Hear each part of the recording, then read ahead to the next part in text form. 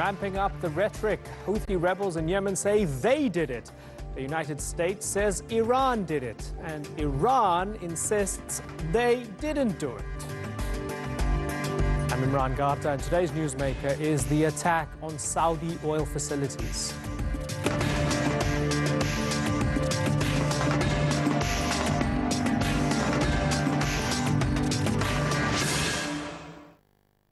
One attack, three players, and three different sides to the story. One thing is clear. The world's largest crude processing plant was the target of an airstrike. What's unclear is who was behind it and how they pulled it off. In the 4 days following the attack in Saudi Arabia, the UK and Germany have urged collective action. Israel says it's prepared to be drawn into the conflict, and Moscow urges caution while offering to sell the Saudis Russian-made missiles to better protect itself. This is all happening against the backdrop of the failing Iran nuclear deal, increasing tensions between the US and its allies on the one hand and Iran on the other. And this is why proof of who exactly did it is important. If Iran directly attacked Saudi Arabia, will it draw the US into a war with Tehran that everybody fears? Natalie Perhernan reports. Repairs on the world's largest oil processing facility in Saudi Arabia are well underway. After last weekend's attacks, the kingdom says it's going to fully restore its oil supplies by the end of the month. But the mission to maintain regional stability appears to still be in the cleanup stages. Iranian-backed Houthi rebels in Yemen have claimed responsibility for the strikes. They say they used drones to carry them out, something they've done before, but on a smaller scale. Iranian President Hassan Rouhani says the rebels' actions are understandable because they're fighting a Saudi-led coalition in Yemen's civil war. کاری که مردم یمن انجام میدن دفاع مشروع از خودشون هست، حمله متقابل هست، راه حل اساسی هم پایان دادن به این تجاوز هست. ما معتقدیم راه حل یمن یه راه حل سیاسی هست. US officials say Iran is behind the attack. Tehran denies any involvement. Saudi Arabia says initial evidence shows the weapons used were Iranian-made. The incident shows how vulnerable it is to further strikes. Riyadh is a key US ally. And while President Donald Trump has jumped to the kingdom's defense, he won't explicitly say who's to blame. I said that we think we know who it was, but I didn't say anybody. But certainly it would look to most like it was Iran. Pressed on whether the attack could lead to conflict with Iran, Trump had this to say. Do I want war? I don't want war with anybody. I'm somebody that would like not to have war. This incident comes at a time when world powers have been trying to ease tensions between the US and Iran over the fractured 2015 nuclear deal. Trump withdrew the US from the agreement last year and reimposed crippling economic sanctions against Tehran. Iran is no longer fully compliant with the terms of the deal. Before the attack, there had been talk of Trump meeting with his Iranian counterpart. Not anymore. If the US took back its words, if they repent and return to the agreement they breached, if they became a member country of the contract parties, then they can participate in the company of countries negotiating with Iran. Without doing so, no negotiation will take place in no level between the authorities of the Islamic Republic of Iran and Americans. The hunt for definitive proof of who's responsible for the oil attack is ongoing. But it's already made the diplomatic balancing act in the region that much harder for everyone involved. Natalie Perhernan, The Newsmakers. Let's begin our discussion with pro-Houthi journalist Hussein al-Bukhaiti, who joins me now from Sana'a. And in Riyadh is Salman al-Ansari. He's the founder and president of the Saudi American Public Relations Affairs Committee. Gentlemen, good to have you on the program. Hussein, the Houthis are not known for their sophisticated drones. This was the Iranians, wasn't it? And the Houthis are taking the credit. I think this is just some kind of lies that Saudi Arabia and its coalition and United States try to use just to find a reason to gather, to attack maybe Iran in the future. We should remember that Saudi Arabia, just since the first drone attack on Saudi Arabia about 4 months ago, which have targeted the main pipeline between east and west of Saudi Arabia. After that, they have been bombing Yemen for the last 4 months, saying that they are targeting a drones factory. So how can you target a drone factory in Yemen? Meanwhile, you say that those drones either is coming from somewhere else, from Iraq or from Iran.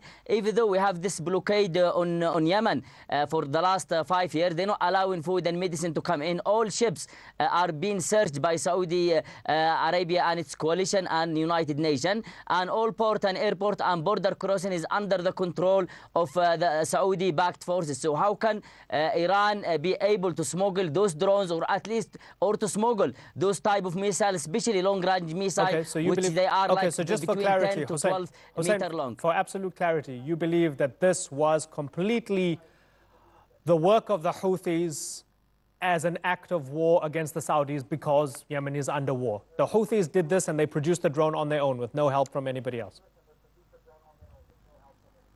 Yes, this is exactly what happened. It's the Houthi have produced this drone and they are upgrading those drones, and they have the manpower in Yemen to produce those drones. And you know, those times it's really easy to get information that you need about how drones work, how to upgrade them. And as you say, this is the response to what the Saudi and the war on Yemen. And I just want to mention one more sentence. As Mr. Erdogan said, the president of Turkey, when he was asked about the attack on Saudi refinery, he said we should remember who started attacking Yemen first. And this, I think this simple answer summarized the entire thing. I want to ask Salman al-Ansari, when we look at the context of the war, the Saudis strike the Houthis in Yemen, a lot of the time with American weapons and American help. Why is it so hard to believe that, yes, this might have been the Houthis, probably with some Iranian help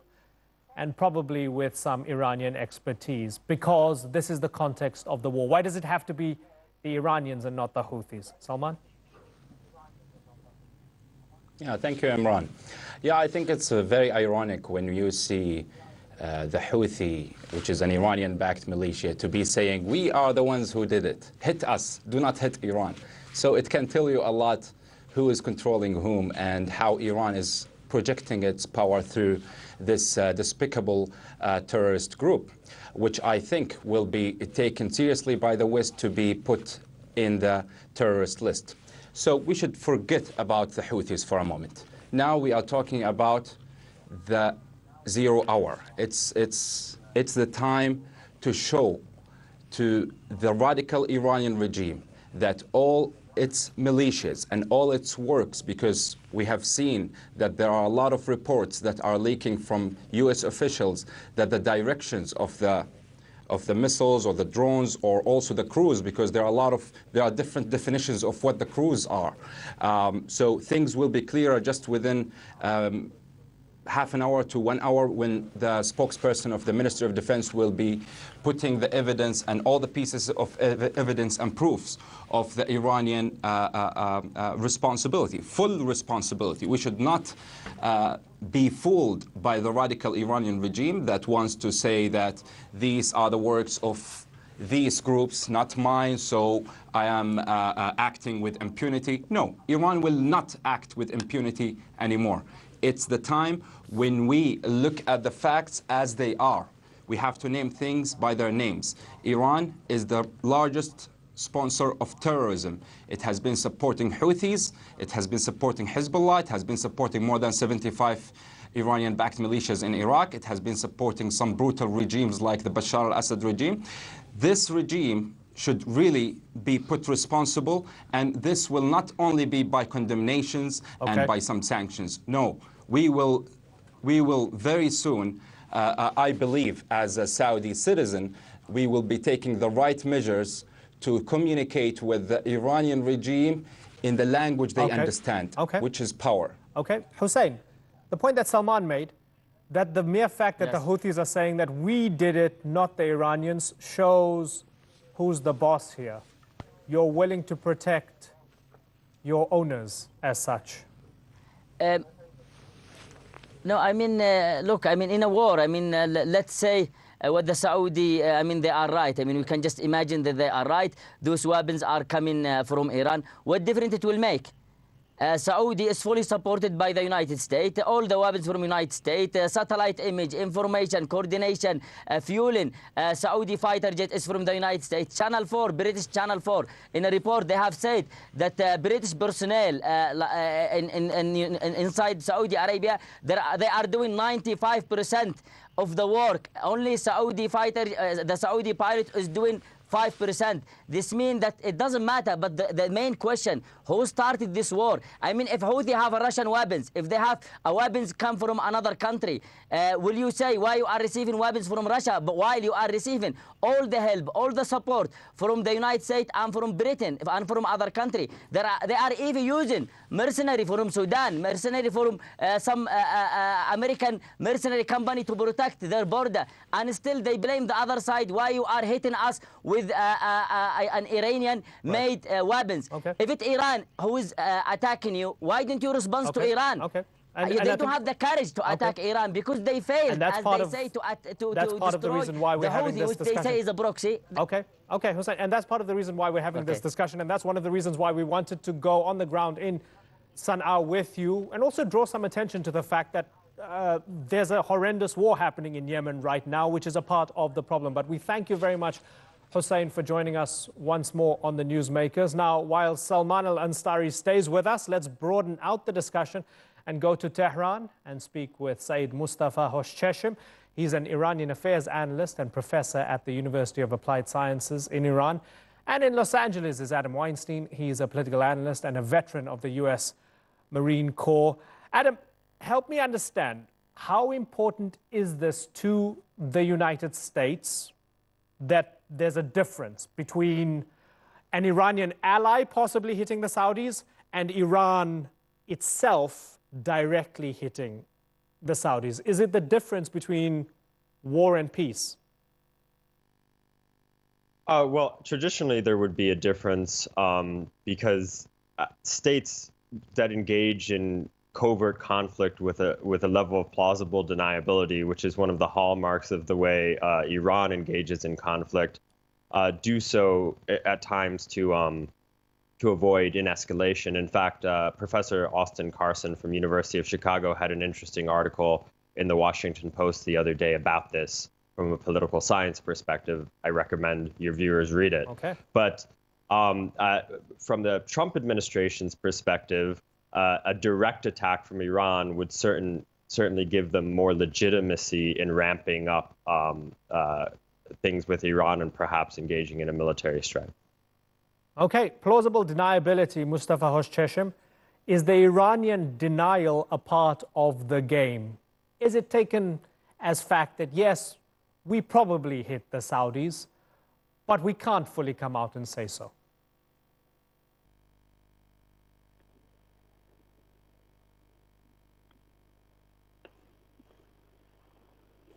Well, I can't hear you, Mustafa Hoshcheshim.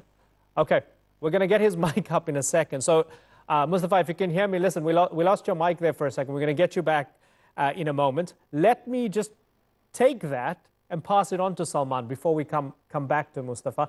Is that the game theory here? Is that what you're thinking, that the Iranians are doing it, but perhaps in such a way that there's still some plausible deniability, because that's a part of the conflict also?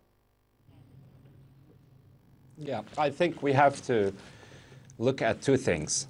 First, theoretical kind of evidence is that Iran has been squeezed, has not been able to sell its oil. It went from 2.5 million barrels per day to 500,000, and most of them are sold in the black market. So they think that in their interest to show some kind of projection of force, to show that the US and the international community and the regional partners should not punish Iran anymore. But I think they had a big miscalculation, because they were hoping and thinking that the US president, and because of the elections that it's coming, etc., that he will never take any military action or any forceful action to push back against the Iranian regime.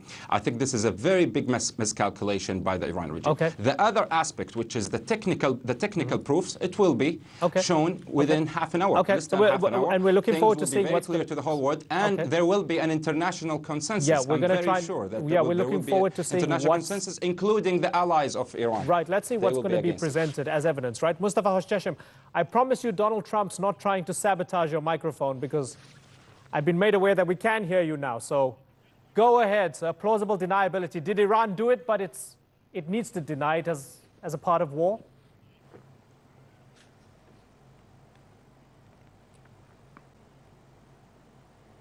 Well, as a matter of fact, Iran has never been shy of stressing its support for Hezbollah, Palestinian groups, and others.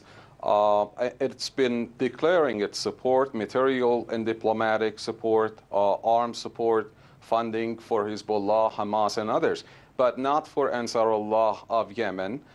When it comes to the Yemenis, Supreme Leader of Iran has stressed, at least very recently on one occasion, he stressed publicly that the country is under siege. If it weren't under siege, then we would have provided them with any kind of help that they requested, but we cannot. That's why Iran's support is limited to diplomatic, political, and spiritual support for the Yemeni Ansarullah movement. But here is a point.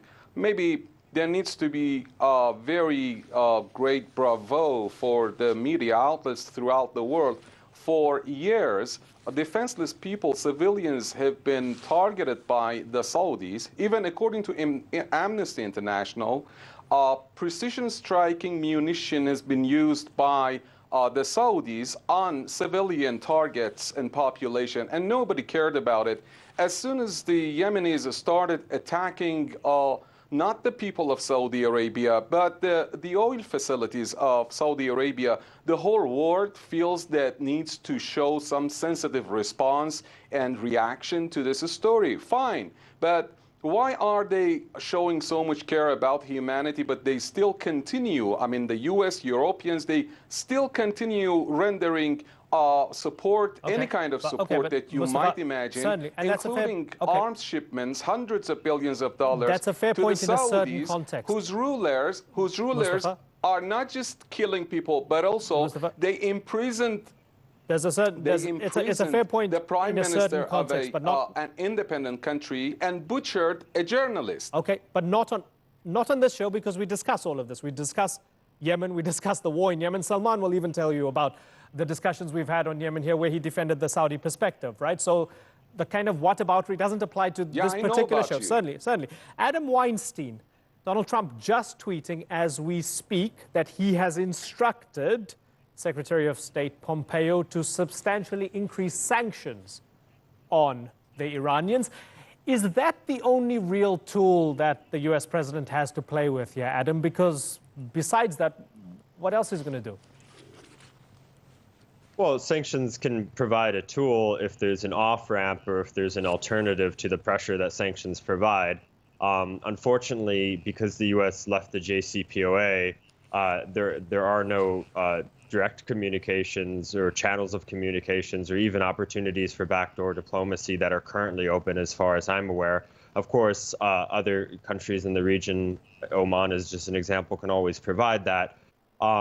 So I definitely think sanctions are a better alternative to a military strike, but I'm a bit suspicious or dubious about the efficacy of sanctions in this environment. And just for absolute clarity, that's Mnuchin, right? That's the Treasury. The Treasury applies the sanctions. So, more sanctions on the way. How do you receive that information, Mustafa Hoshcheshem, while we're still not absolutely clear about how it happened, who did it? Even when you read outlets such as NPR, they say that US intelligence officials have stated to them that there is circumstantial evidence that the Iranians themselves launched this attack and not the Houthis and so on. Even though we don't have finality on who did it, and the US is not saying it for sure, they're still ramping up the sanctions via the Treasury. How do you react to that as an Iranian? Okay. Well, first of all, the United States and Saudi Arabia are doing their best in order to escape this embarrassment that the state-of-the-art and sophisticated technology they've been using allegedly to protect Saudi Arabia, including the Patriot missile shields and other air defense systems, they have failed in war and in confrontation against an empty-handed nation like the Saudis, so like the Yemenis, I'm sorry, and they are embarrassed, so they are trying to project the blame. But for Americans, there is also another incentive here. They've been trying hard in order to use the sanctions and the military threat in order to bring Tehran to the negotiating table. They have failed. Now, although the Europeans have been in compliance with the United States in economic sector, their private sector has been in compliance with the U.S. unilateral sanctions against Iran.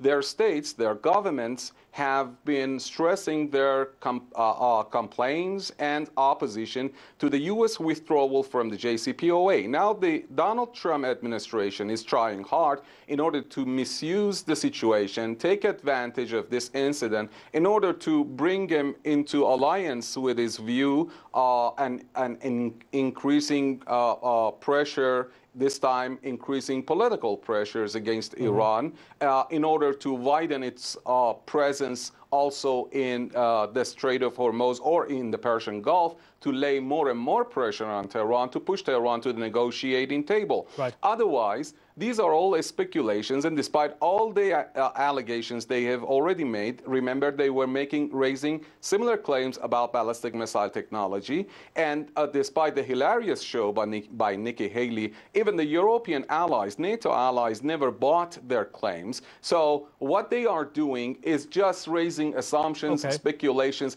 But to wrap it up, to cut it short, I need to say that if I am to rely on any kind of intel or information, I would never rely on intel coming from a state whose president and commander-in-chief is a liar-in-chief, according to the Western media outlets, whose Secretary of State stressed and acknowledged to the media a few months ago that when he headed the CIA, he and his colleagues were trained on how to lie, how to do theft, and how to deceive people. Okay. But, I mean, everybody can play this game, right? Iranian state media still periodically runs 9/11 was an inside job stories, right? So everybody's playing this game.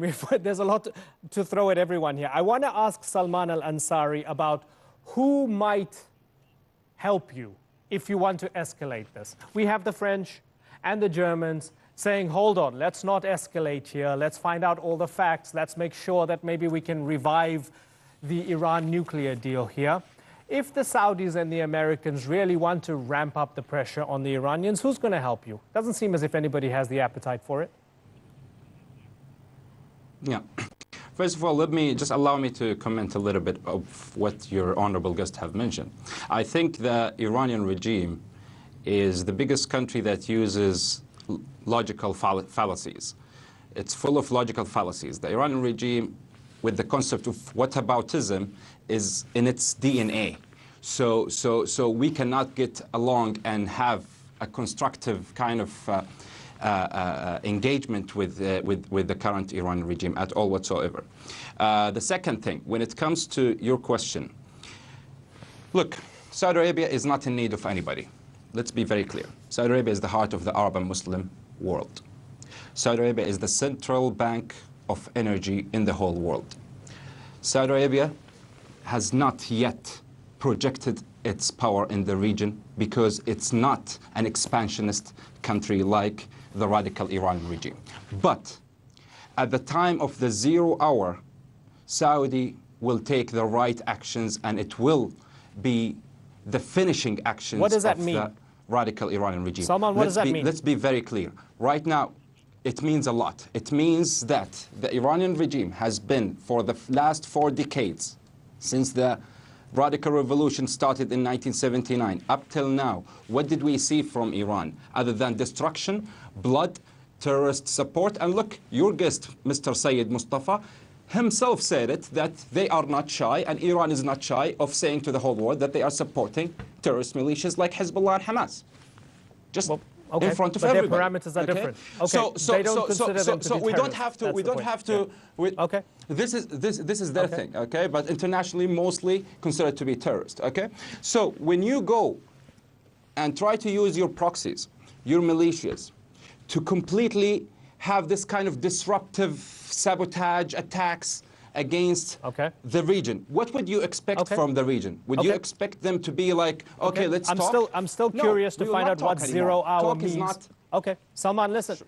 Okay, we have 25 seconds left on the program. I don't have enough time to get in another word from anyone here, and I apologize for that. But gentlemen, it's been fascinating talking to all of you. We will no doubt be following this conversation, following the story, and continuing the conversation on the Newsmakers. Hope to have you on the show again sometime soon. Adam, Mustafa, and Salman, thanks again.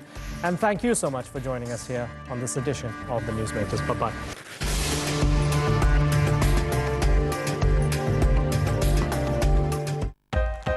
What's making an impact online? What has people sharing and discussing and debating all the stories from around the web? Well, Newsfeed gives you the interesting and informative. But then I got shot again.